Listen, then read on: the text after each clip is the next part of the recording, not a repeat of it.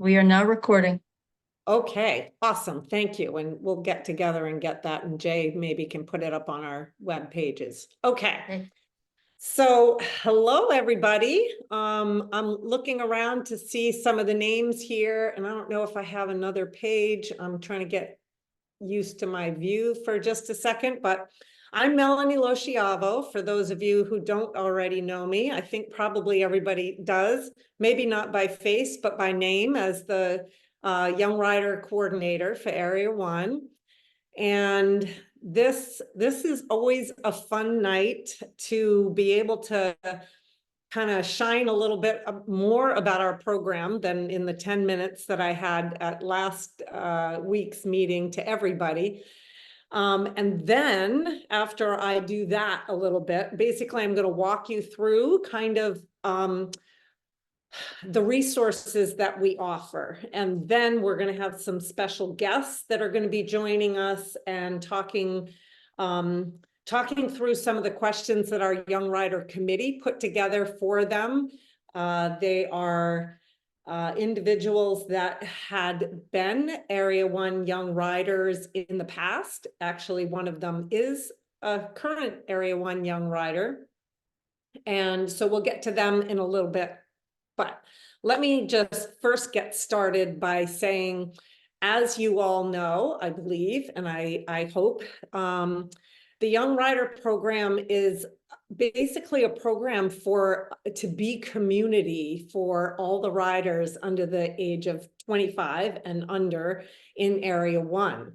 And we support sort of the special needs of that age group and work to get you all together and develop some sort of camaraderie and some connections here, but also to make resources available for that are really specific to you as young riders, or if there are parents on, to your kids as young riders. And to that end, we are for everybody. We are not some elite exclusive group. Yes, you do have to become a member. You have to click a couple of extra buttons on your membership, but there isn't any criteria that says, oh, you can be a young rider now because you've done X, Y, and Z. It isn't like that at all. We are for all riders age 25 and under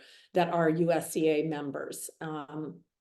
So that being said, get the word out there to all of your friends that are USEA members that may not be Young Rider members, that this program is for them. And yeah, so what I want to really start with here, I'm going to try and share my screen, and I'm going to, interesting. Okay, let's see if I can get on that. Okay. What I want to show you is our pages on the website, and I don't, okay, here we go. Yeah, I just want to make sure I can move around. So if you ever have any questions about what Young Riders is, what Young Riders is doing, or if you want to refer somebody to give them information about Young Riders, and I want to give you all the information about Young Riders tonight. The pages on the Area 1 website have been updated remarkably well, and Jay Alcott is our techie person that does that, and I'm hoping you're here, Jay. And it's amazing. And everything you ever wanted to know about Young Riders, or every reference, every link, everything, I believe is here. So you all hopefully are at least very familiar with our Area 1 website. It's area1usea.org. Bookmark it. It's really an important place for information. And there is a Young Riders section. So I'm going to start you out. There's two ways to get into it. Obviously, you can either just click right on Young Riders here, or you can go straight to one of the topics on the drop down. But I'm going to go, and this is the only way to get to this page. I'm going to click the Young Riders page, and it gives you a great overview.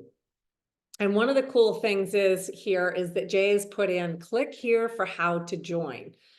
I do get that question asked a lot, and it's awesome to be able to refer people to this. And I want you to be able to refer your friends to this. Just go to the Area 1 website, area1usea.org, and you can just get right on that main Young Rider page, and you can figure out how to join. And she's got this wonderful graphic that gives you all screenshots of what it looks like to go through the process, and it's perfect.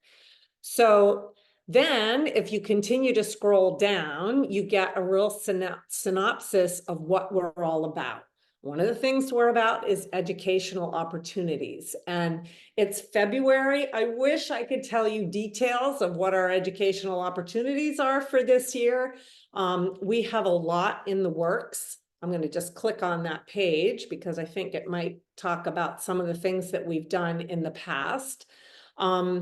We are hoping to do a symposium this year, which is sort of an unmounted gathering of people doing educational things. We're going to do it. Last year, we did one in March at UNH. We're aiming to do it later in the season this year, not too late, but later as in April, so that it won't be below zero and we can do some work outside with horses and vets and nobody gets frostbite. So keep your eyes and ears peeled for that. We also plan on clinics. Last year we did the Booley and Emma clinic over in the Millbrook area. It was a one-day clinic. It was a great format. Kids got to come in and ride on the flat in the morning and then all get together and kind of chit chat with the instructors at lunchtime and all get together and kind of get to know each other and then have another ride in the afternoon. We're hoping to do the same thing with the same clinicians at the same place and with the same format.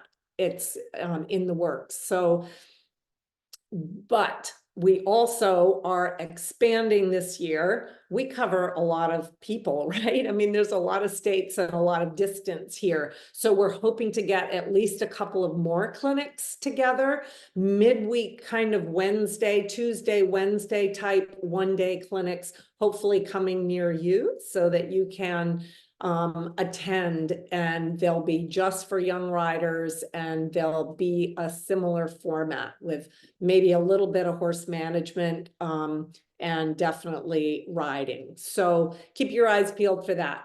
GMHA camp is scheduled and starting to get set up for July 16th through the 18th. Actually, I think you come in, whatever that Monday is, I think it's 17, 18. So it must be Monday afternoon, the 15th is when you arrive. And then the 3 full days are the 16th through the 18th. We are working on getting the registration put together, and that's going to be coming really soon. We're going to get it up early this year and maybe even have an early bird discount for you all.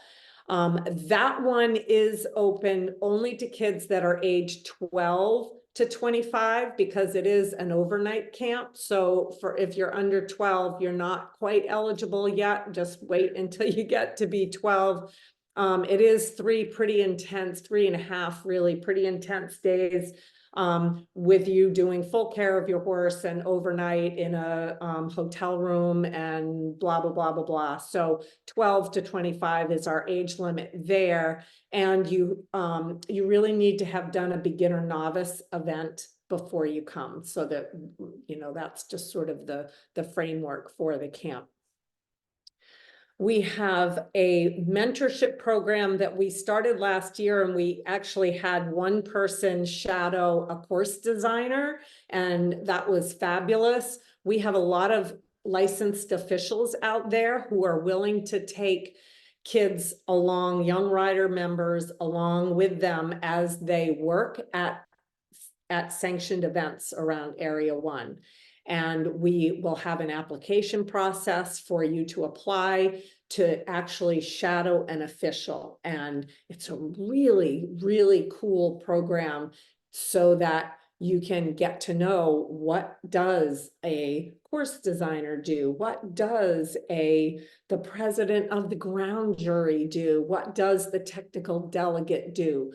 And so we're gonna sort of get that together and watch for applications for that. Okay, so whoops, okay, educational opportunities. Now I just need to go back and keep winding on down here and looking at time. Okay. So our emerging athlete program, if anybody reads their emails that come from me, they've got the big Young Rider logo on them. Please read them. You got one yesterday saying that applications for the emerging athlete program are open. So you need to be a Young Rider member and update your membership. I'm going to go through that in a minute to apply for this. This is a really cool program. It's an educational program that aims to sort of bring forward those riders who are talented, who are working really hard, who are really committed to this sport, and give them great educational opportunities. You don't have to have a fancy horse. Your competition results aren't the top thing that they look at. They look at, are you a talented rider and are you working hard, basically? And are you a good egg? Are you a good person that they want to invest in by giving these educational opportunities to? Which is different than, say, you know, oh my gosh, I didn't make Young Rider Championships and nobody saw how cool I was because my horse went lame, or I didn't get the fancy horse because I can't afford one, or whatever. This is put all that aside. The Emerging Athlete program is designed for kids that don't necessarily have to have all those great results at the stars and everything. So the applications just opened yesterday. If you get on this website, you can click right on here. Also, I sent the email out yesterday. It's for kids. It's EA 21, Emerging Athletes 21. So it's under 21 years or younger. According to FEI standards, FEI says your 21-year-old year is whatever year it is that you turn 21. So if you turn 21 in December, you are 21 now, and this is sort of your last year in this program. But at any rate, and you have to be established at the training level. So you have to have 4 MERS, minimum eligibility requirements, at the training level or higher. So a minimum of training level in order to apply. And I encourage you all to apply if you're really serious about getting great education and wanting to move on and up through the levels. And there's the opportunity to do that. All the information is here, and don't skip this. This is the guide on how to fill out your application. So when our selectors here in Area 1 are going to look at all the applications, and they end up ranking them and then sending them, the applications just get sent to sort of a national selection team that looks at them and decides whether or not any of our Area 1 riders get to go to some of these regional camps. So they're looking at your application. So it's all about your application. And this guide actually is wonderful, and it'll give you lots of information and tips on how to best fill out your application. So don't skip it, and really take your time. Call me or email me if you have any questions. And right now, I do have 2 people who have been to the EA 21 who are willing to give a little shout out about their experience. And we don't have a lot of time, but I would love to let's start with Carly, if you're on, if you can unmute. And I don't know how to get I don't really want to. Carly Stiller, are you on? Yes. Oh, yay. My volume working? Okay.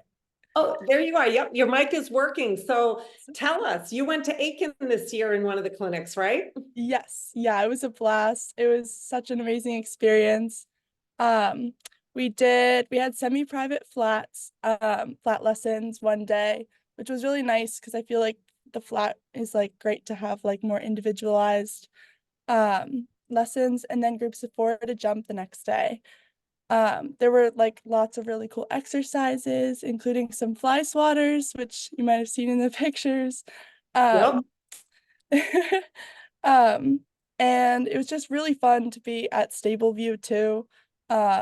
It was amazing, and to be with such a big group of such experienced riders like all together, and like chatting with them, hearing about their lives as working students, and like getting exposed to how people do things differently, what they're like, how their different lives, how they make schoolwork and everything like that. Um, and then some really cool horses to watch, and also some babies. So it wasn't all just their top prospects. So that kept it interesting. Um, and so yeah, I was definitely debating about like bringing my horse all the way from MA to South Carolina. Um, but I'm so glad I did, and it was so worth it to have that experience, and just like the exposure for sure, and practice going to like a totally new environment, and just go like have confidence in what you know, and yeah, so it was so much fun. Yeah. Awesome. And if anyone has questions, I'm happy to answer any. Like you can connect with me. Thank you. Thank you so much. And we were very proud to send you. And I love the pictures that were posted on the USEA site that had you in your Area 1 Young Rider polo or sun shirt that you got from camp, and you had your Area 1 Young Rider patch on your saddle pad. When I saw that, I'm like, yes, Yes, that's I was like, this is a must, definitely in a packet. all right. And then the other person, thanks so much, Carly. The other person we have is Annabelle Sprague, who also went to a regional clinic. And Annabelle also just got back just a few weeks ago from the national camp, because so what you're applying for here at this level is the regional camp. And that's what Carly went to and Annabelle went to, and then 3 others. We had 5 Area 1 riders that were chosen to go to the regional camps. And then Annabelle was selected to go on to the national camp that was in California this year. So Annabelle, if you are on and unmuted, we would love to hear a little quick synopsis of what was so cool about California. Yeah, it was real. Something about California is it's like completely different from the East Coast. It's all dirt and mostly pretty flat. So that was a really cool experience because I probably would have never gone to California for a horse thing. And that was just a really good excuse to kind of get out there and see what it's like. The camp was really like systematic. Like every morning we had a lecture with David O'Connor that lasted like an hour or two, and then we would do our rides, and then kind of in the middle sometimes they would have like they had Tammy Smith's traveling groom come do a little spiel, and like we just having David there to like ask questions. Like it was just a really like collaborative environment that like if you ever had a question or you were just wondering about something, like you could just ask anyone. And we had some of the regional camp coaches there too that were also super helpful. And you didn't take your horse all the way out there, correct?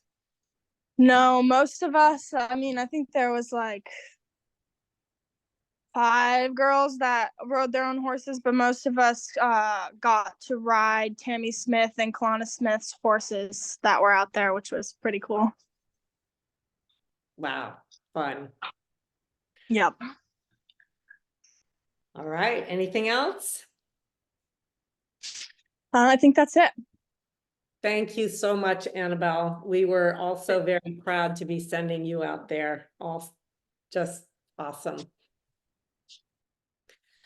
Okay, so continuing on just for a second with some of the resources here. Okay, so you get the idea of this website, right? It's a pretty amazing place to find out what's going on in Young Riders, and that Young Riders has a lot of really cool things going on. I do want to click on this, the Young Rider Championships, to highlight that I hope, can field riders for our Young Rider Championships this year. I would love to get a 1-star team, a 2-star team, and a 3-star team together.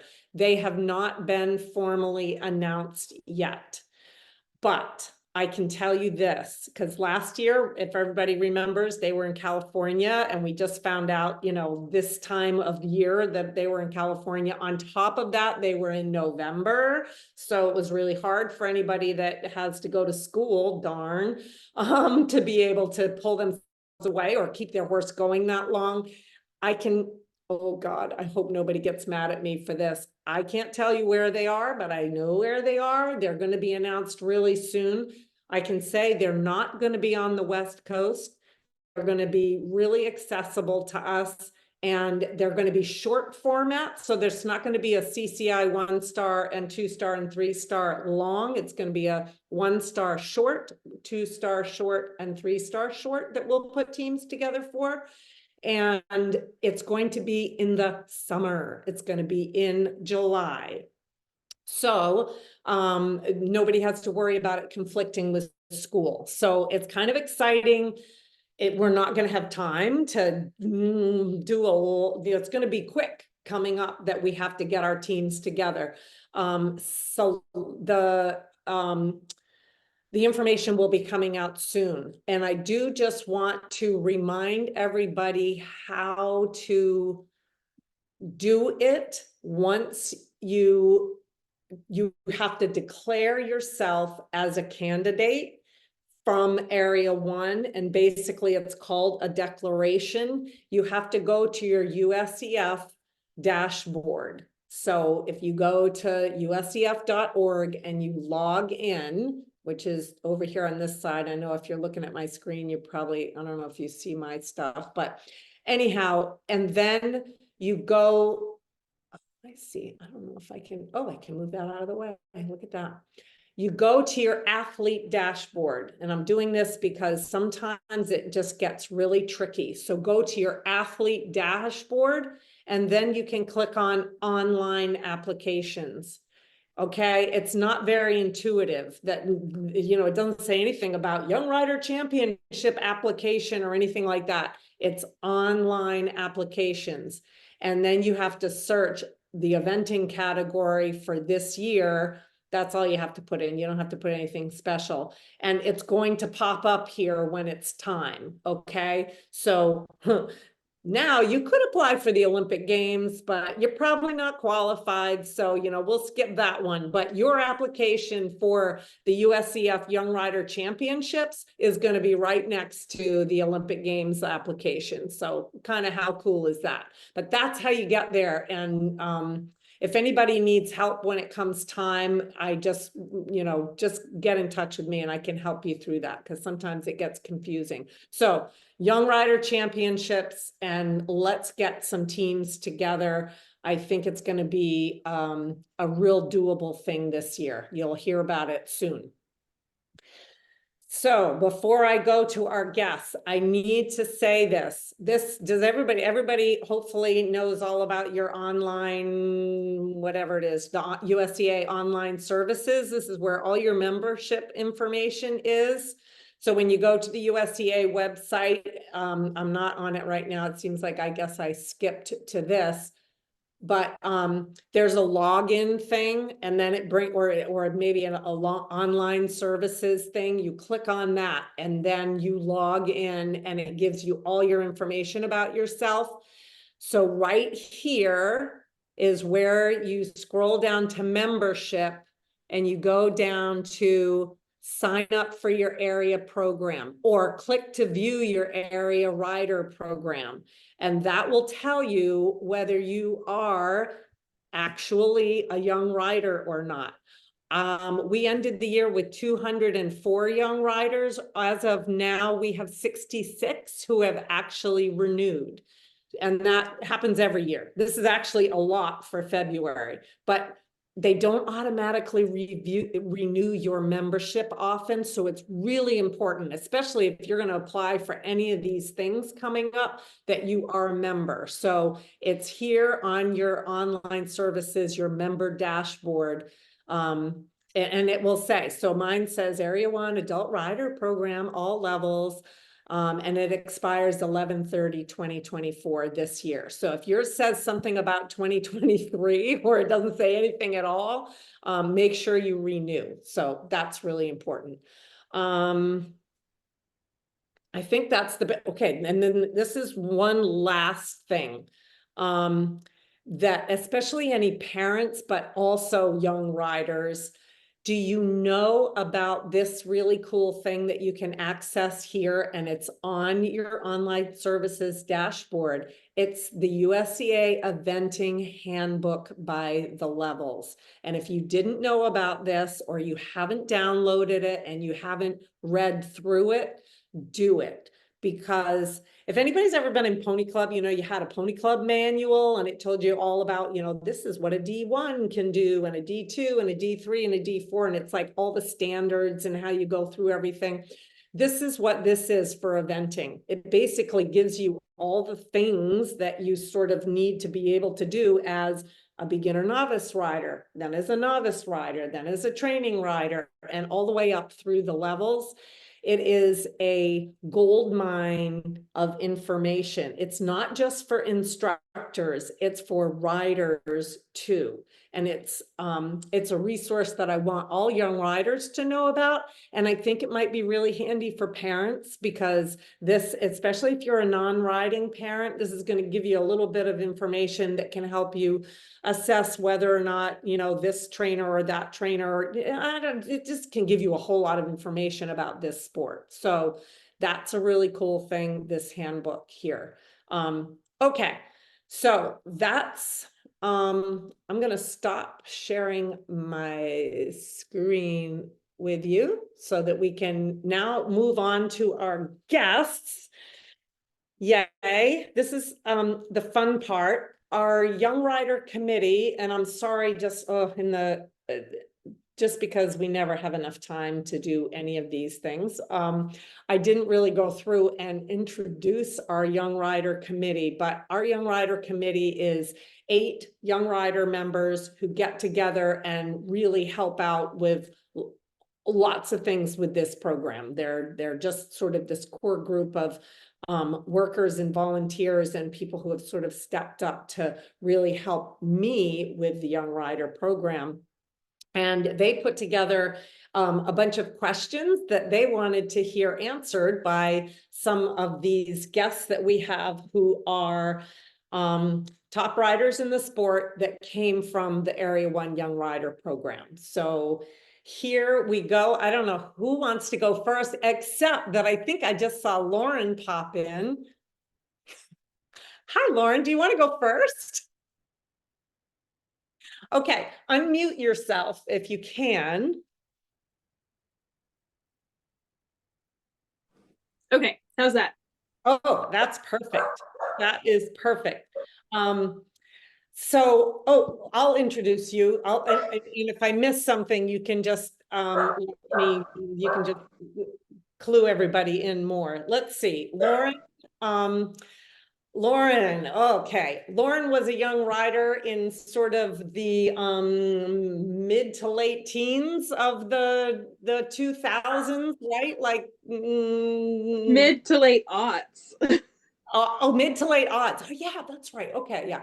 So, yep. So let's just call it 2010, somewhere Yeah, around perfect. 2010, right? Lauren, after sort of grew up in Vermont and then went off and worked with Jane Hamlin here for her formative years. and then went off to work for Lauren Nicholson, well, now Lauren Nicholson, then Lauren Kiefer, and became sort of this top 5-star groom and went all over the country and all over the world with Lauren, and barn managed for her, and then also went to work for Lynn Szymanski doing her assistant riding training stuff. And now she's back to Area 1 with her own business, Ascutney Equine Services, where she does a lot of teaching and training and body work on horses. She was actually at my barn today doing Spartacus, or yesterday actually. And then, yeah, lots of cool things. Did I miss anything, Lauren? No, that's it. All right. We want to ask you a bunch of questions. Here's the first one.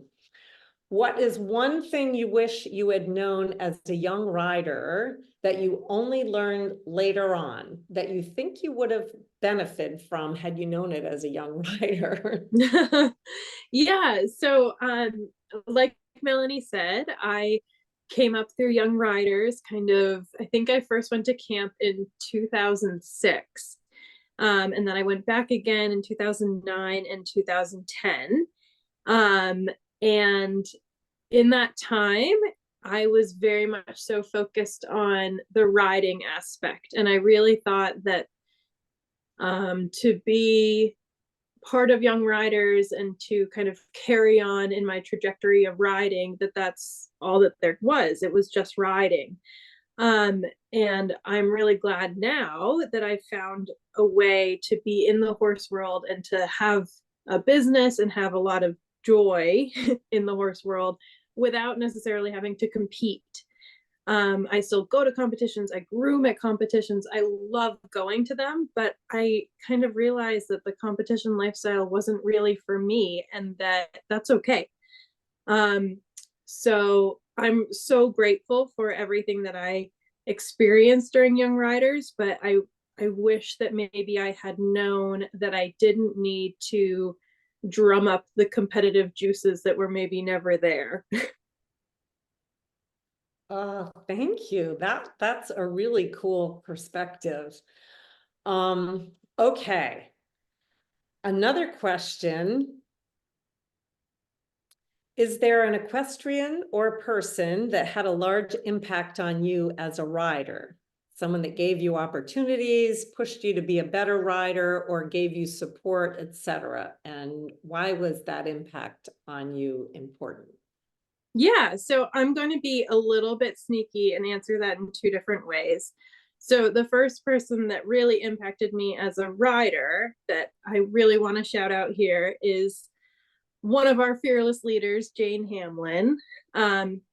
She was so instrumental in kind of pushing me to venture outside Area 1, and she really pushed me to write my first emails asking to be a working student. I think at the time I reached out to Lynn Szymanski, Sharon White, and Lauren Kiefer, who's now Lauren Nicholson.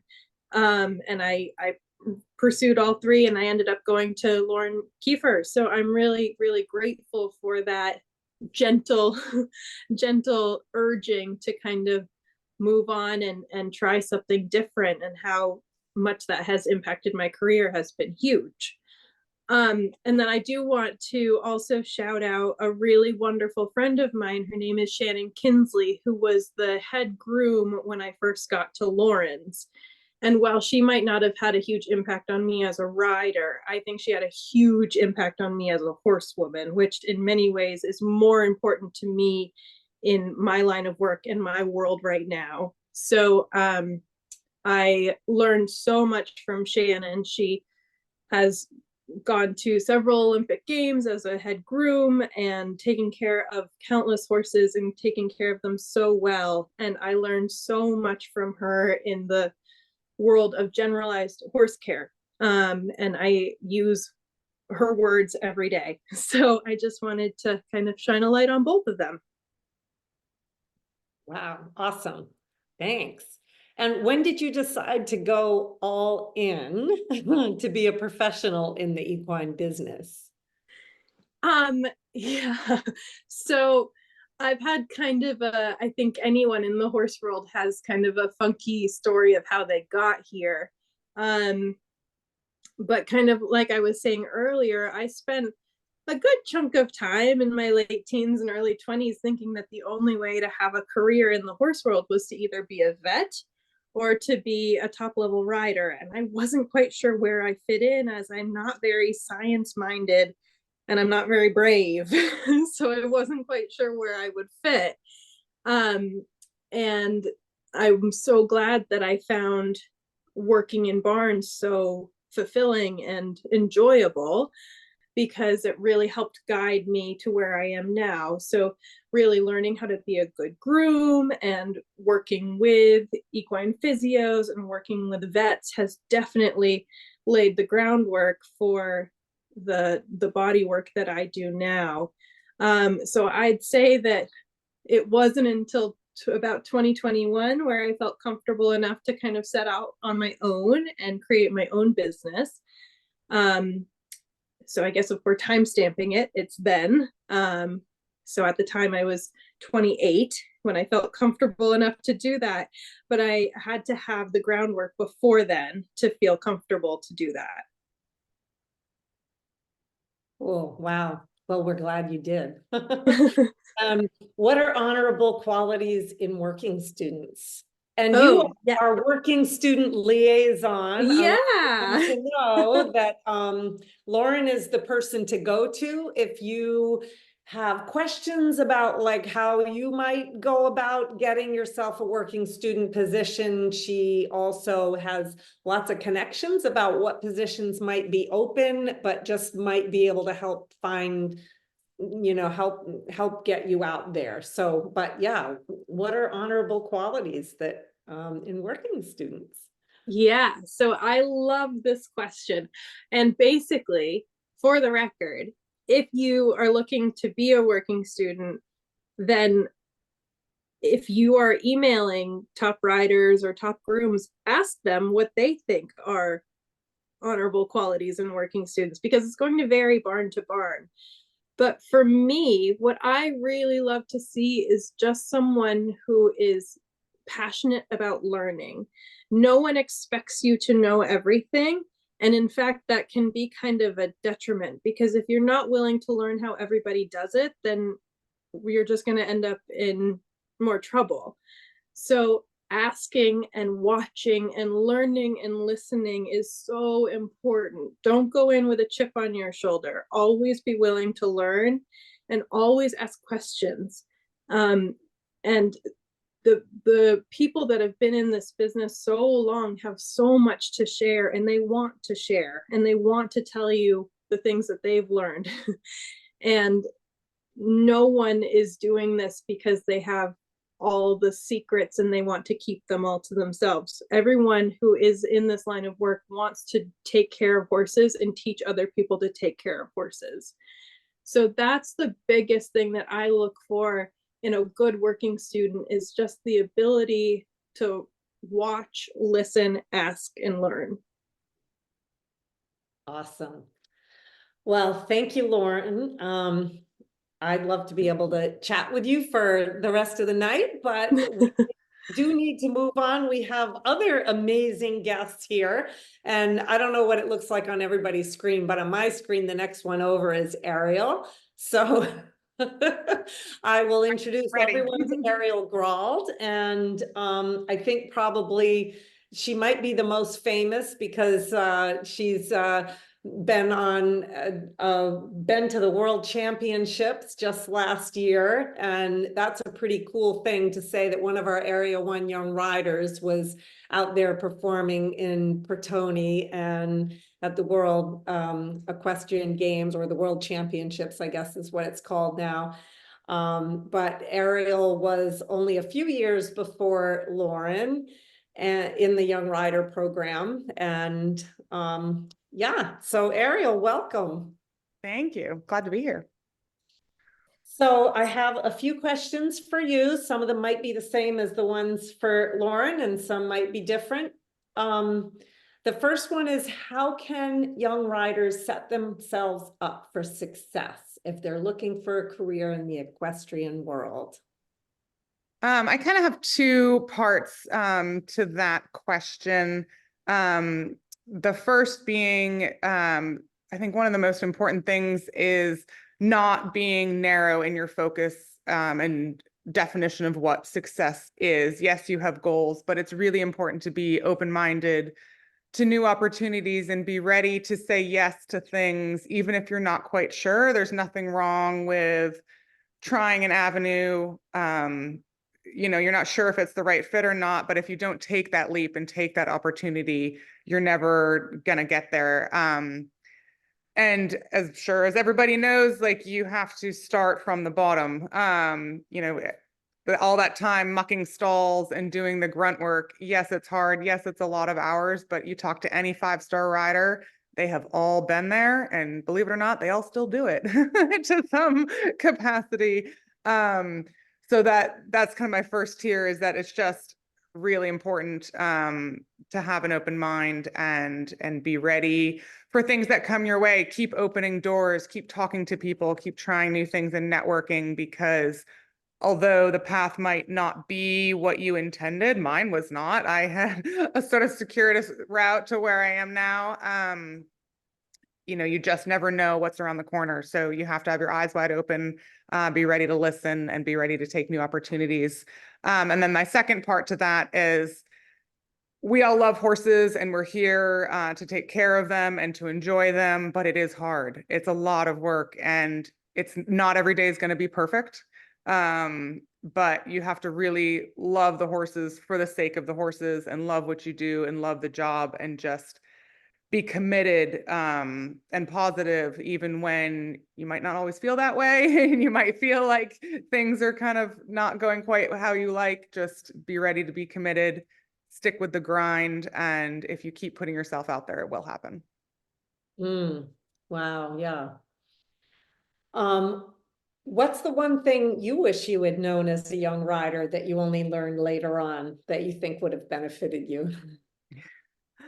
I think a big thing I reflect on is not putting too much pressure on yourself as a competitor. One, I love competing. I love going 5-star, but I really enjoy the day-to-day training of the horses. And it's easy to gauge your success off of whether you've won this event or you moved up to this level. And it's really, really easy to compare yourself to other riders. And yes, it's important to talk to other riders and learn from them. You know, there's always learning, there's always things to educate yourself on, but it's really important to not base your own success off of others' trajectories. The timeline from making it, you know, from novice to 5-star is different for every rider. It's not linear. You're going to go up, you're going to go down, you're going to plateau, you're going to go in circles. Like, it just, so just take that pressure off yourself, be flexible in your timeline. That doesn't mean you have to not be ambitious, but just be aware that you don't have to put so much pressure on yourself to do a certain level by 25, or, you know, it just, again, probably a little bit back to my first answer, like, just stay committed to your goals and focus on the little things on the day-to-day, but also you need to be able to sort of see the forest through the trees and look at the big picture and recognize that while you can learn from others, comparing yourself and your success to others is not always healthy. So, you know, do what's right for you in the moment and build those blocks one step at a time.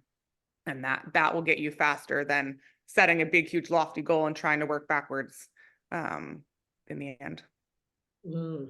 Yeah, great advice. So you did talk about circuitous paths and all of that, and I know that you have college degrees. Yes. The next question is about that.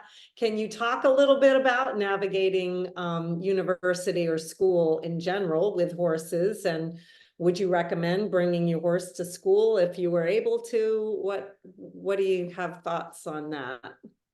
So when I graduated from high school, all I wanted to do was take a year off to ride. And my mom said, absolutely no way. And she was absolutely right. It was not the right time. Not that I didn't want to go to college, but I just, through high school, I always felt the struggle of going to school, studying, doing what needed to be done for school, but also riding and competing. And I think I was going intermediate by the end of high school. So, I was traveling and, I just felt like horses and school didn't really mesh. And I wanted to take some time off. And if you have the opportunity to do, sort of a gap year, that's awesome. But that wasn't the right time for me. My mom knew that, thank goodness. So I went to the University of Vermont, and I had horses. I had at least one horse there the whole time. So if you can do it, that's awesome. But my two things is that school does come first. And I do really think it's important to get a degree. A horse career is fabulous, but it's not going to last forever. And I feel it's very important to be able to have a degree to fall back on. And you'd be surprised too at all the other life skills you learn in college. But more importantly, it's definitely doable to have horses in college. For me, it was a huge sacrifice because I had to pay for the horses. So I woke up at 5 a.m., went and rode my horses, muck stalls, went to school, and waitressed at night. And that was my college career. So it's a lot of time management, and you have to decide what your priorities are, and realize, what are you going to have to give up to have the horse there, but what are you going to gain, right? And to me, it was just really, really important to be able to go ride every day and to still be able to go compete. So it is definitely doable, but you have to be able to manage your time and slot things out and make a schedule and stick to it, so that, there's only 24 hours in a day, but you've got a lot to get done. And if you think that you can manage that all, awesome. It can be done. It's totally doable. But it's a lot. And if that's, going to be too stressful, then you've got to figure out what the give and take is, but it's totally worth it. Cool. What are honorable qualities, in your opinion, in a rider when you're giving a lesson? So it's, we all work with different trainers and try clinics and all this sort of thing. So, obviously you sign up for a lesson or you go to somebody new, you're willing to learn, you're open-minded. But I think within that, you have to be able to really listen and be okay with hearing new and different ideas. Each trainer, even if they come from a same background or similar methods, they're going to say phrases in different ways. So it's really important to listen to what they have to say and try to absorb it. You might not agree with it in the moment. It might be, 180 degrees from what your previous trainer told you or something, but just that willingness to not only learn, but to try new things. And don't be afraid to make mistakes. Like that's where the most learning happens, is when things go wrong. If you're playing it safe all the time and doing what you're comfortable with, that's not sort of pushing the envelope. So don't be afraid to make those mistakes. Try those ideas, even though what that person, what that coach trainer is saying is maybe a little bit out there.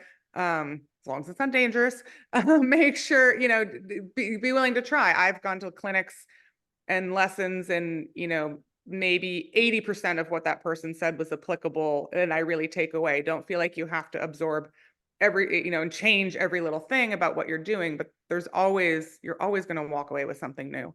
And within that too, don't sell yourself short. Be confident. That doesn't mean you have to be boisterous about it, but stand your ground, like be committed and be willing to put yourself out there. Wow, nice. Okay, what was your favorite cross-country round of all time? I have to have one lighthearted question.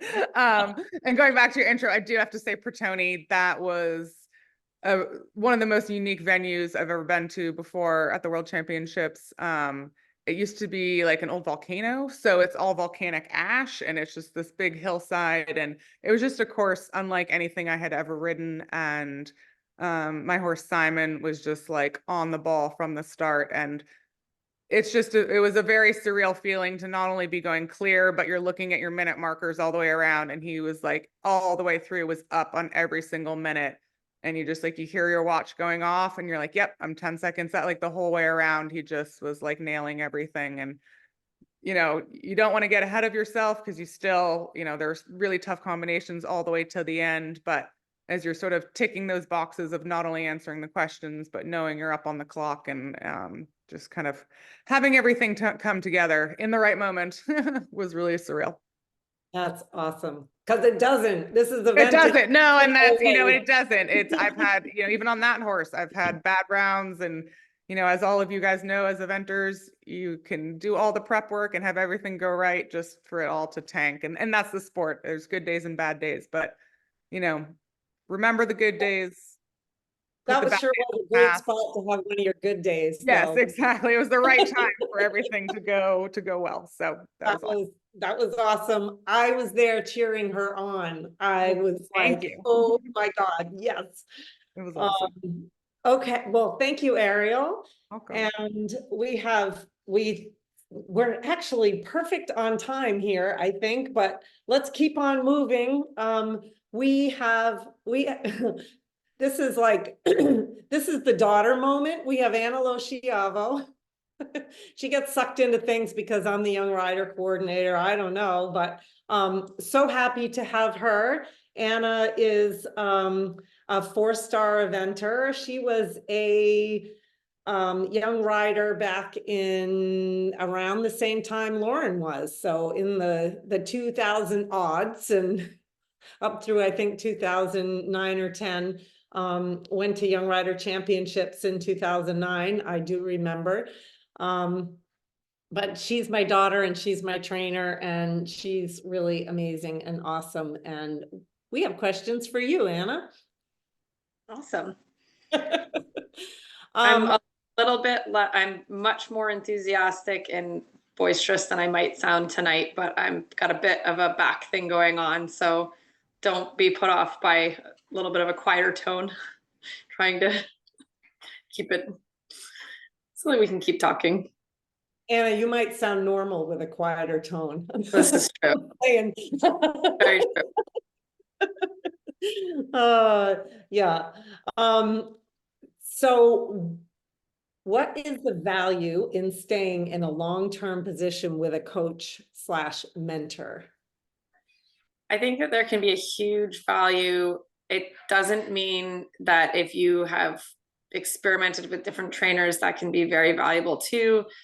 But staying with someone that can help you over time in a program, it might be across one horse, across different horses, and just understand that program a little bit deeper and just start to see it. I think I was very lucky to work with Jane Hamlin for 4 years straight and really see a lot of the ins and outs and all of that, and just have a lot of you can have just a lot of consistency. And I think it's really important, especially when you are a young rider and you're you might have a lot of ambition and talent and horse or no horse or whatever it is. But if you can kind of stay with a single person for a little bit to help you through a very, what can sometimes feel for a lot of young riders, a bit of a precarious time of you're very ambitious and you're trying to go off and do things, and to have someone that's also going to be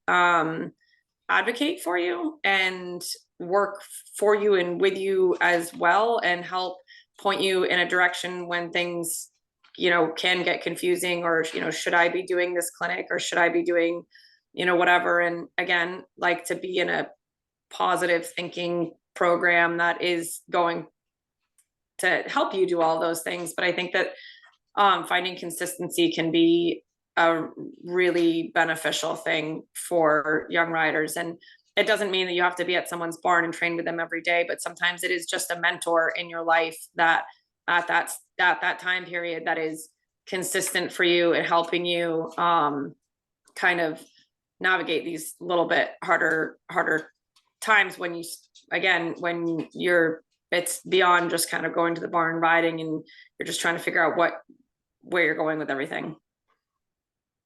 Yeah, trying to figure out life. It's good to have someone help. What are honorable qualities in working students? working students, I think that each individual person can bring a lot to the table.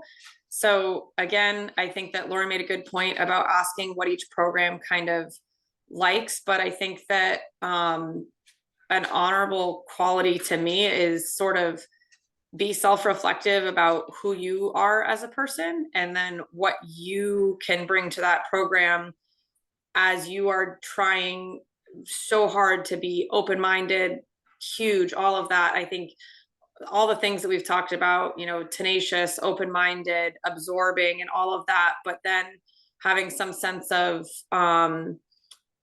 just trying to figure out how your own personal qualities, you know, you might not be the chatty Cathy that wants to greet every client that comes in, or but you're so good at doing this one task, or how can you benefit the program while learning and watching and observing how all of the pieces go around. Because I think it's when you're a working student, there's just a lot to learn, and I know that I've been very lucky to work under a lot of different people.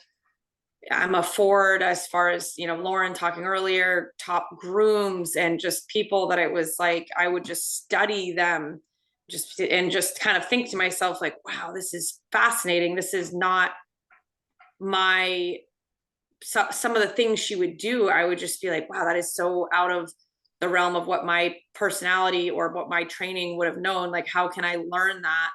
And then what is it that I am helping here that she enjoys? Is it, you know, speedy and running and doing this, or being, you know, whatever, and just really figuring out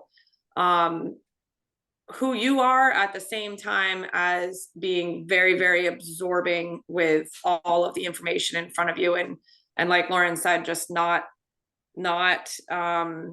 ever, don't come in with a chip on your shoulder. It's just, we're here to learn, and everyone's going to run their barn different. And I say that I walk into someone's barn and I want to know how they're running it and how I can learn from it. And that will never go away, no matter whose barn I walk into. And just, if you have that attitude, you'll get a lot more out of it. When did you decide to go all in to be a professional in the equine business, and what most influenced that decision? It's kind of two-part, because I guess I sort of made a weird decision to be all in, even though I was still halfway through college, when I had the opportunity to work and train at Huntington Farm, and live there for a year, even though I knew I was still continuing. Again, this is one of those things, there's no linear, even with school and college. And I had been at UVM and then was constantly torn between feeling like I had a upper level horse at the time, and I didn't want to miss out on that opportunity. And I had kind of gone back and forth. And when I got the opportunity to work at Huntington and live there, I sort of made that decision in my head that I wasn't going to go away from college, but this is what I was going to do. And how was college going to benefit me? And like Ariel said, like, what if all of this ends tomorrow or in 40 years, what other skills have I developed that put me to be in a better place? And so it's funny, because I felt like I made the decision to go all in with the horses, and then kind of redirect my college towards exercise science, because I felt like that was one of the more educating things to learn that would help me train people and horses better. And I went out on my own.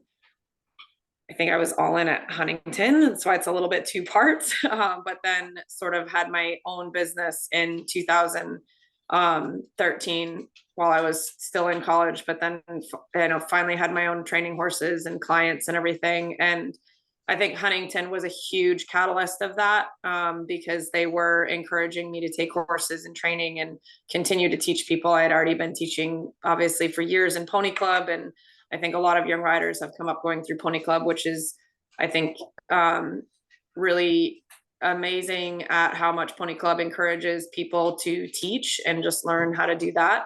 And again, that's just a very, very, very small piece of the equine industry. So getting back to what we said, it's, you don't have to be a 5-star rider or an instructor to do something in the horse world. But for me, that was something that helped me go out on my own and sort of navigate from there. How can you tell us a little bit about how thoughts about managing your mental health in such a demanding sport and lifestyle, and also about your physical health? Good physical therapist. I think the mental health portion is extremely important to me and my program and my clients, adult amateurs, young riders. And I think that people thrive in different ways. So I am very appreciative of that. For me, I think that there needs to be, I think balance is the key word. I feel I'm mostly as intense as they get and can get just very intense. And I think it's important to understand and have a balance. And I try to teach and help my young riders in the program at an early age to understand that that's okay. It's okay to be intense. It's okay to be driven. It's okay to be extremely committed and put in all the long hours and all of that, but having a balance. And for me, that's also spending time with family and taking time away from the horses, and being diverse in other things that I do. And as a rider and a trainer and coach and all of that, I feel like having a balance and not being afraid to be away from the barn for half a day or spend time with your family or go on that family vacation or have a weekend getaway. I feel like it helps me perform better and brings me back to the work environment with just new conviction or better ideas, or met interesting people not in the horse world that were inspiring and made it so that I am even more enthralled with what we do every day. But I think it creates, I think it keeps you creative and peaceful, and just, I think that is different for everyone though. Like some people, it's not spending time with your family. You're not close with your family, or, you are with your friends, or you have anxiety if you're not working. So long vacations aren't good for you, but find whatever balance works for you. But I just think that there's a huge element of balance mentally, it might be reading, whatever it is. But just having some sort of a balance so that you can take a deep breath and sort of be fresh on what we do, because it's a lot and it's hard. And I think that staying fresh and energized is important. And physically, I think, again, like I went, I have a lot of background in exercise science and everything like that. At one point, my goal, again, this is how your path is constantly changing. At one point, I wanted to have a business of specifically doing personal training for riders, and teaching, to kind of have that crossover there. But I do think it's important, not just as an upper level rider, but as a barn manager, as at whatever you are doing, if you're in and around horses and industry, taking care of yourself as well as we take care of our horses. And as much I say that, I still don't take care of myself nearly as well as I take care of my horses. but I make an effort to, and to keep healthy and straight and balanced and strong and all of that, I think is a very big thing to think about when you're a young rider, and just get used to that being a good thing, that you should prioritize your own health as well. And we do it for our horses, but we need to do it for ourselves as well. So have you done cross training at a gym and that kind of stuff? Yep. So cross training, I prefer going to, and again, this waxes and wanes and fluctuates. And sometimes for my own personal balance, right now I haven't been able to, I just had an influx of horses and I haven't been able to figure out my rhythm to be able to run or go to a gym. Sometimes I struggle with my knee and et cetera, et cetera. Definitely prioritize a physical therapist who has helped me through injuries, etc. Chiropractor who has helped to keep straight and strong. And then I definitely think understanding that you can strengthen opposite and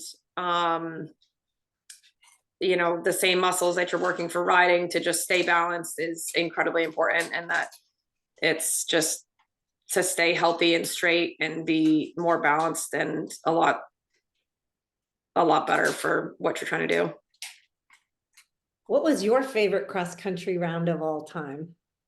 I also threw that one in because I thought that was a fun, easy one to answer. Mine was chat on Spartacus. Must have been 20. Yes, your horse.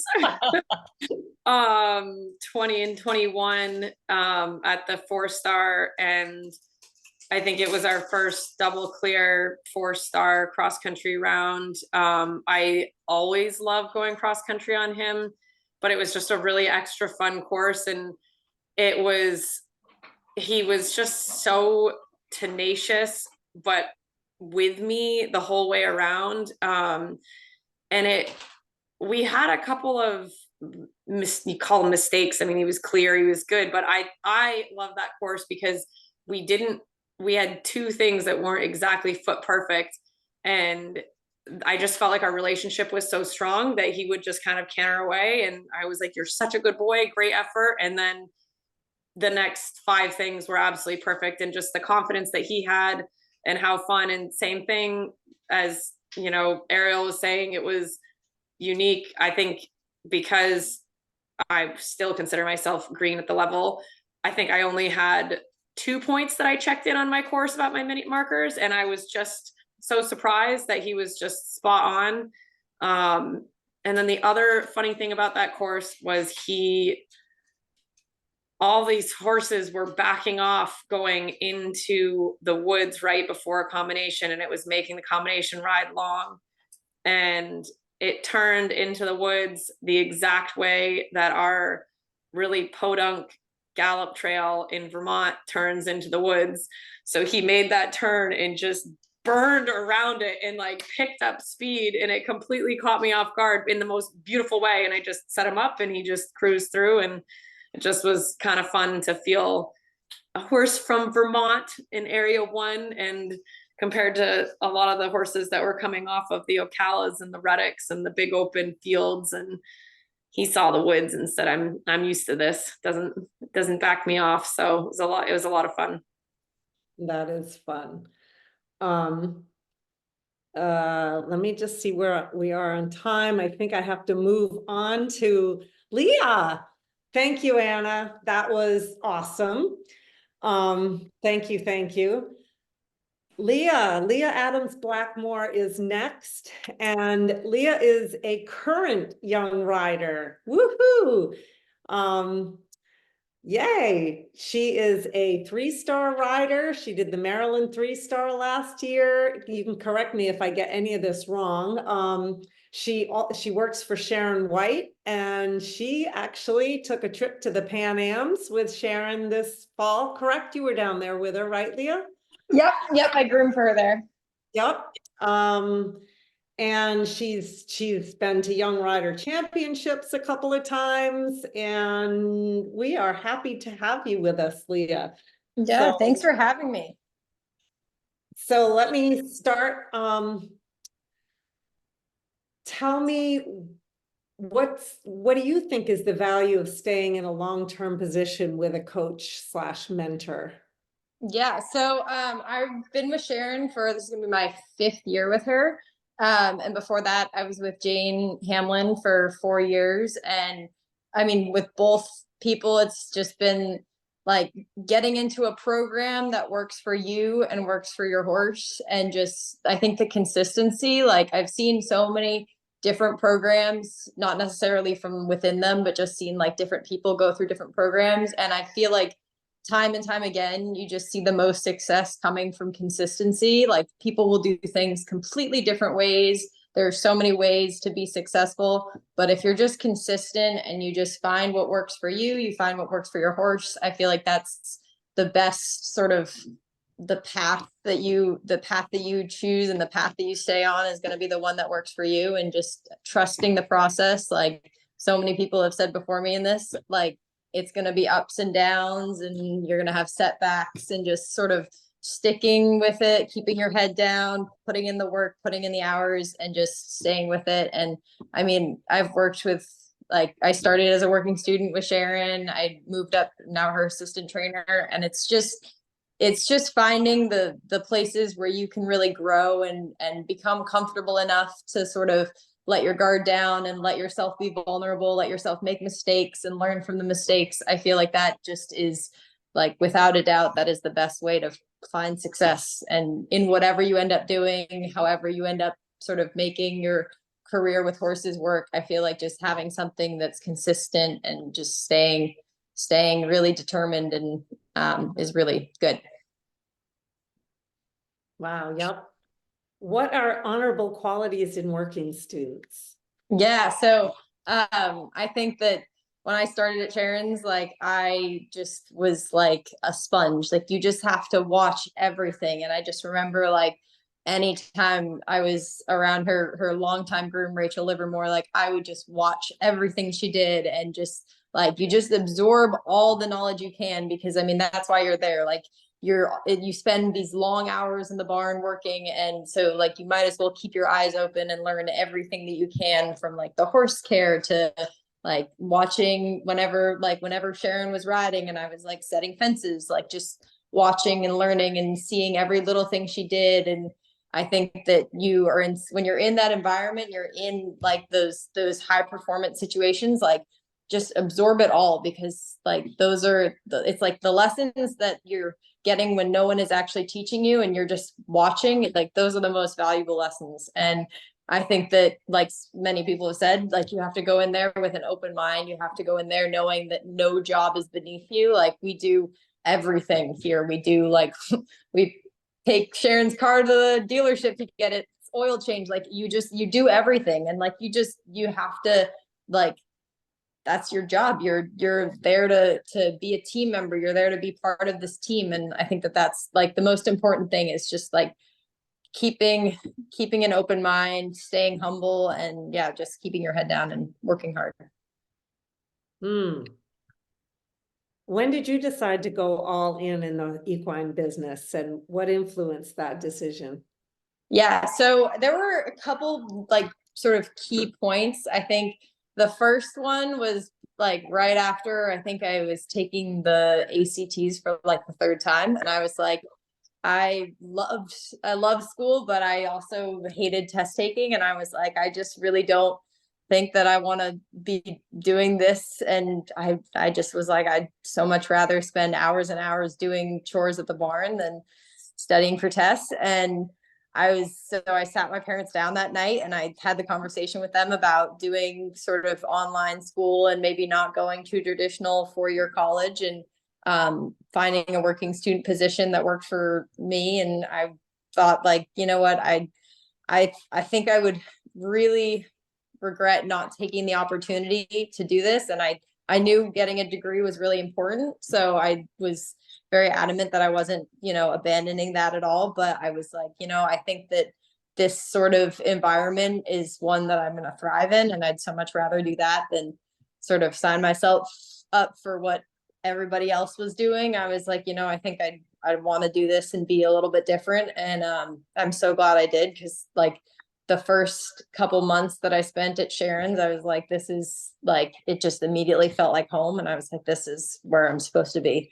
And then I remember a couple months after that, like after I had sort of started working for her, we were driving to some show, and I just remember her like looking at me and being like, what's your plan? And I was like, well, I kind of think I just want to do this. And she was like, that's really good, because I want to help you do this. And so I just remember like that moment, I was like, this is like, I've ever since then, I've just never looked back, and like, this is, there are like so many moments where you can feel like the world is like telling you like, maybe this isn't the right thing, but you just have to be so determined, like, no, like, this is where I'm meant to be. Awesome. That's cool. Thanks. Last question. What's one thing you wish you had known as a young rider that you only learned later on that you think would have benefited you?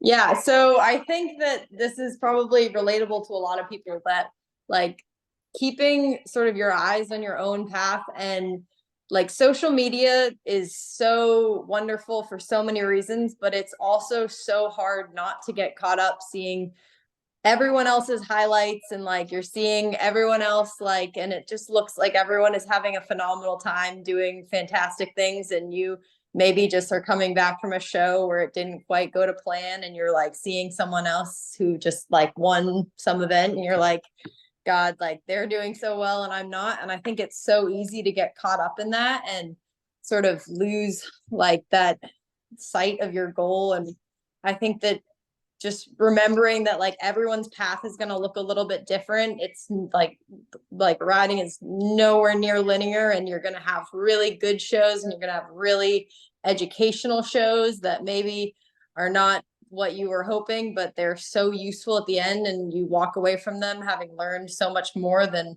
you would have if maybe you got a nice blue ribbon. And so I think that like just remembering that it's like it's all okay, and like there's gonna be another event, there's gonna be another day, and you just have to remember that, like, be patient with yourself, because I think it's so easy, especially like with lists and programs and deadlines and age cutoffs. Like it's so easy to get like caught up in like chasing something that seems so like you feel like time is just running out, and it's like it's so much more important to like slow down and sort of get a good foundation. And if you have a horse that's maybe not ready to move up, and you feel pressure to move up because you want to get to a certain level by a certain age, like just like take a breath and take your time, because it's going to pay off so much more in the long run than if you do something too quick and then you end up having a bigger setback. And it's like, just like, it's all okay. It's all going to take the time it takes. And you just kind of have to let time sort of run its course, and it's going to happen. You just have to let it happen when it's going to happen. Well, that is a great thought to end on. I think for our evening, we are almost out of time here. It's 8:54 and the whole thing is going to get shut down in a couple of minutes.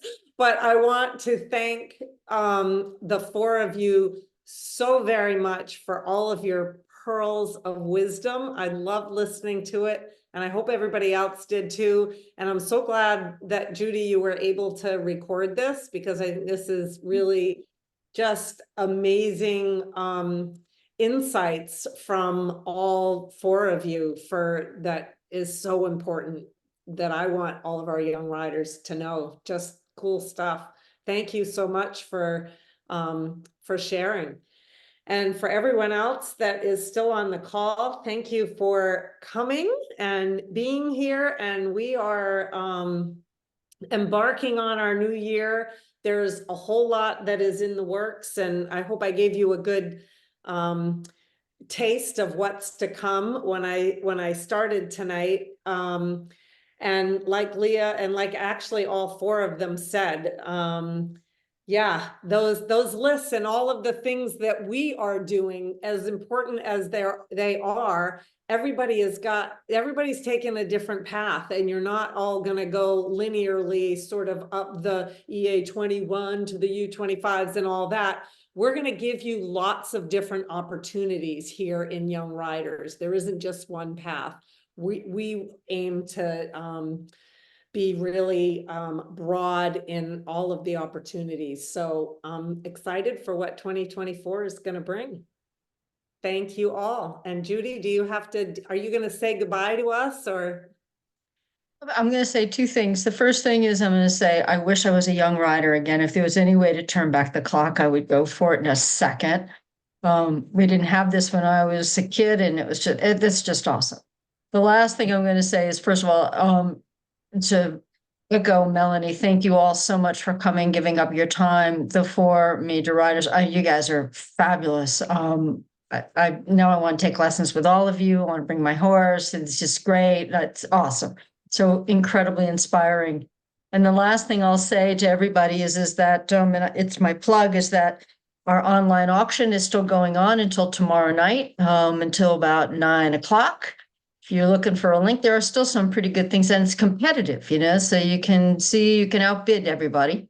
And the link is on our Area 1 Facebook page, and so you can click on that and do that. And just want to thank everybody for being here, coming, being engaged, and this was a great, great time to spend. So thank you for having me.